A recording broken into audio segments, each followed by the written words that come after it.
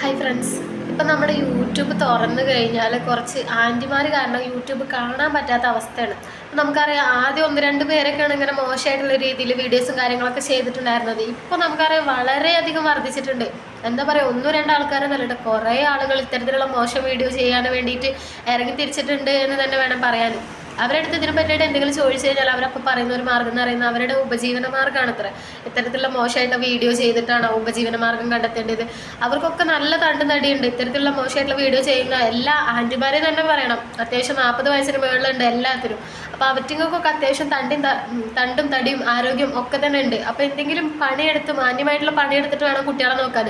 ഇത്തരത്തിൽ വീഡിയോസ് ചെയ്യുന്ന ആളുകളുണ്ടല്ലോ, ഇവർക്കെല്ലാം കുട്ടികളുണ്ട്. അതാണ് വലിയൊരു കാര്യം, കുട്ടികളുണ്ട്. അപ്പോൾ ആ ഒരു കുട്ടികൾ എന്താണ് കാണുന്നത് എന്നൊന്നും അവർക്കൊരു ചിന്തയില്ല. സ്വന്തം മക്കളെ ചിന്തിക്കാത്ത ആളുകൾ പിന്നെ മറ്റുള്ള ആളുകളെ ചിന്തിക്കും അല്ലേ.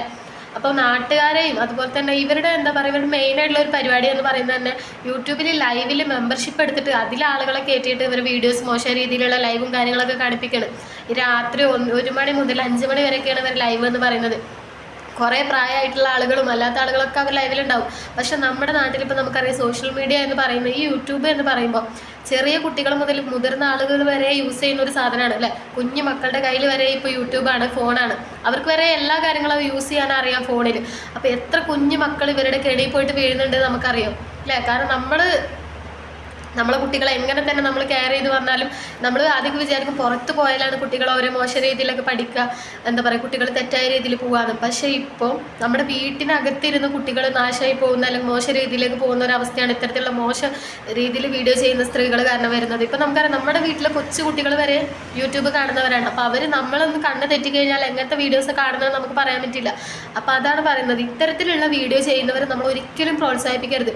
ഇവരുടെ വിജയം എന്ന് പറയുന്നത് നമ്മൾ തന്നെയാണ്. നമ്മൾ വ്യൂവേഴ്സാണ് ഇവർക്കുള്ള വിജയം വെച്ച് കൊടുക്കുന്നത് അല്ലേ. നമ്മൾ കാണാനിരിക്കുന്നതുകൊണ്ടാണ്, എന്താ പറയുക, കുറേ ആളുകൾ ഇവരുടെ കാണാൻ വീഡിയോ ഇരിക്കുന്നത് കൊണ്ടല്ല ഇവരിന്ന് ഇത്രയും നിലയിൽ ഉയർന്നു വരുന്നത്. ഇവർക്ക് ഒരുപാട് സബ്സ്ക്രൈബേഴ്സും വ്യൂസും വരാനുള്ള കാരണം ഇവർ കാട്ടിക്കൂട്ടുന്ന കാര്യങ്ങൾ കാണാൻ ആളുകളുള്ളതുകൊണ്ടാണ്. അപ്പോൾ നിങ്ങൾ ഈ കാണുന്ന ആളുകളുണ്ടല്ലോ, ഈ പകൽമാന്യന്മാർ, ഈ ഇതിൽ വന്നിട്ട് അവരെ മോശമായിട്ട് നമ്മളെ കമൻ്റ് ഇടും, എന്നിട്ട് അവരെ തന്നെ സപ്പോർട്ട് ചെയ്യുന്ന കുറേ പകൽമാന്യന്മാരുണ്ട്. അപ്പോൾ നിങ്ങൾ കൂടി ഒന്ന് ചിന്തിക്കുക, നിങ്ങൾ ഇത്തരത്തിൽ വളർത്തി സപ്പോർട്ട് ചെയ്ത് വരുന്ന ആളുകൾ നാളെ നിങ്ങളുടെ മക്കൾ ഈ മോശം രീതിയിലുള്ള വീഡിയോസ് ആവും കാണുക.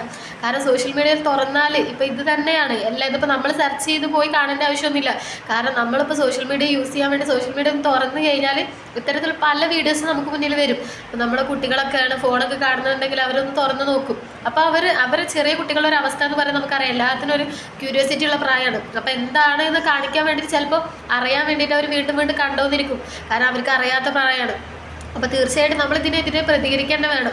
ഇവർക്കെതിരെ ആരെങ്കിലും വീഡിയോ ചെയ്ത് കഴിഞ്ഞാൽ അപ്പം തന്നെ ഇവർ വീഡിയോക്ക് സ്ട്രൈക്ക് കൊടുക്കുകയാണ്.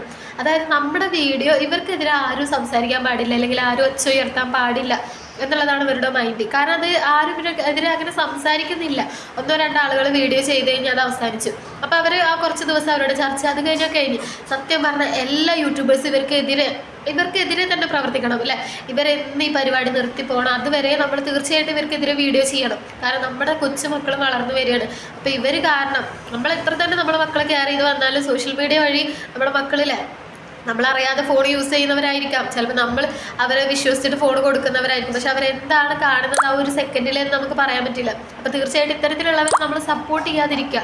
നിങ്ങൾ ഈ കാണുന്ന ആളുകളുണ്ടല്ലോ, ഇവരുടെ മെമ്പർഷിപ്പും കാര്യങ്ങളൊക്കെ കൊടുത്തിട്ട് ഇവരുടെ പൈസ കൊടുത്തിട്ട് കാണുന്ന ആളുകൾ, നിങ്ങളൊന്ന് ചിന്തിക്കുക. നിങ്ങൾക്കും ഉണ്ടാവും കൊച്ചു മക്കൾ.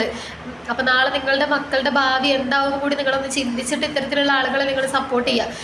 ഇവർക്കെതിരെ വീഡിയോ ചെയ്യുന്നവർ സ്ട്രൈക്ക് കൊടുത്തിട്ട് മിണ്ടാതാക്കിയിട്ട് നിങ്ങൾ ഇനി എന്ത് ചെയ്തിട്ട്. കഴിഞ്ഞ ദിവസം ഇവരെ പറ്റിയിട്ടുള്ള ഒരു വീഡിയോ ഒരു ചേച്ചി ചെയ്തിട്ടുണ്ടായിരുന്നു. അതിൽ ഇവർ വന്നിട്ട് ആ വീഡിയോക്കെതിരെ സ്ട്രൈക്ക് കൊടുത്തിട്ട് ആ ചേച്ചി ഇവരുടെ ലൈവിൽ പോയിട്ട് പറഞ്ഞിട്ടുണ്ടായിരുന്നു, സോറി ഞാൻ അങ്ങനെ ചെയ്യില്ല എന്ന് പറഞ്ഞിട്ട്. ആ ചേച്ചി എന്താ പറയുക, അവരുടെ കാല് പിടിക്കുന്ന പോലെ സംസാരിച്ചു എന്നാണ് പറയണത്, ആ സ്ട്രൈക്ക് ഒന്ന് മാറ്റിത്തരാൻ വേണ്ടിയിട്ട്.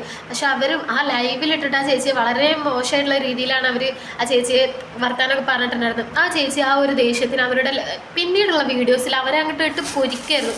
ആ ചേച്ചി തന്നെ പറയുന്നുണ്ട്, ഞാൻ എന്തിനാണ് അവർ ലൈവിൽ പോയിട്ട് അത്രയും മാപ്പും കാര്യങ്ങളും പറഞ്ഞത്. ഇത്രയും മോശം രീതിയിൽ വീഡിയോ ചെയ്യുന്ന അവരെ മുന്നിൽ ഞാൻ പോയിട്ട് തെറ്റ് പറഞ്ഞത് ഒരിക്കലും ശരിയായില്ല എന്ന് പറഞ്ഞിട്ട് പിന്നീട് ആ ചേച്ചി സൂപ്പറായിട്ട് അവരെ കുറിച്ചൊരു വീഡിയോ ചെയ്യാൻ തുടങ്ങി. കാരണം നമുക്ക് ഒരു പ്രാവശ്യം സ്ട്രൈക്ക് കിട്ടിയിട്ട് പറഞ്ഞ പോലെ നമ്മൾ അവസാനിപ്പിക്കരുത്. കാരണം ആ ചേച്ചി പറയുന്നുണ്ട് ഈ ചാനലിൽ സ്ട്രൈക്ക് കിട്ടിക്കഴിഞ്ഞ് ഞാൻ ഇനി അടുത്ത ചാനൽ തുടങ്ങിയിട്ട് അതിലും നിന്നെക്കുറിച്ച് എന്നെ പറയും എന്നൊക്കെ പറയുന്നുണ്ട്. ശരിയാണ്, നമ്മൾ ഓരോരുത്തരും ശബ്ദം ഉയർത്തുമ്പോഴാണ് അവർക്കൊരു പേടി ഉണ്ടാവുള്ളൂ, ഇത്തരത്തിലുള്ള വീഡിയോസും കാര്യങ്ങളും നിർത്തിപ്പോവുള്ളൂ. ഈ സോഷ്യൽ മീഡിയ എന്ന് പറയുന്നത് നല്ലൊരു പ്ലാറ്റ്ഫോമാണ്. അത് നമുക്ക് ഉപയോഗിക്കുന്ന രീതിയിൽ ഉപയോഗിച്ച് കഴിഞ്ഞാൽ നമുക്ക് നല്ലപോലെ ഉപയോഗിച്ച് കൊണ്ടുപോകാം അല്ലേ. എത്രയോ നമുക്ക് ഇതുണ്ട്, ഉപകാരങ്ങളുണ്ട്. അപ്പം അത് ദയവ് ഇത് നശിപ്പിക്കരുത്. ഒരുപാട് ആളുകൾക്ക് ഉപകാരമുള്ള ഒരു പ്ലാറ്റ്ഫോമാണ്. അതിങ്ങനെ ഇത്തരത്തിലുള്ള മോശം രീതിയിലായിട്ട് കുട്ടികളെയും വഴി തെറ്റിക്കാതിരിക്കാൻ വേണ്ടിയിട്ട് നമ്മൾ ഓരോരുത്തരെ തന്നെ ഒച്ച ഉയർത്തിയാലാണ് എല്ലാ കാര്യങ്ങളും നടക്കുള്ളൂ. അപ്പം നമ്മൾ ഇവരെ പേടിച്ചിട്ട് മിണ്ടാതിരിക്കരുത്. അതുപോലെ ഇവരെ സപ്പോർട്ട് ചെയ്യുന്ന ആളുകൾ തീർച്ചയായിട്ടും നിങ്ങളുടെ കുട്ടികളുടെ ഭാവി കൂടി ഒന്ന് ചിന്തിക്കുക. അപ്പോൾ ദയവ് ചെയ്തിട്ട് ഇവരെ സപ്പോർട്ട് ചെയ്യുന്ന ആളുകൾ അവരെ സപ്പോർട്ട് ചെയ്യാതിരിക്കുക. അവരുടെ ലൈവിൽ കയറി മെമ്പർഷിപ്പ് എടുത്തിട്ട് നിങ്ങൾ കാണാതിരിക്കുക. നിങ്ങളെപ്പോലുള്ള ആളുകൾ സപ്പോർട്ട് ചെയ്യുന്ന കാരണമാണ് അവൾ ഇത്തരത്തിൽ ഇങ്ങനെ ഉയർന്നുകൊണ്ട് വരുന്നത്. ഒരാളിൽ ഒതുങ്ങുന്നില്ല ഇത്തരത്തിൽ മോശം വീഡിയോ ചെയ്യുന്നവരെ.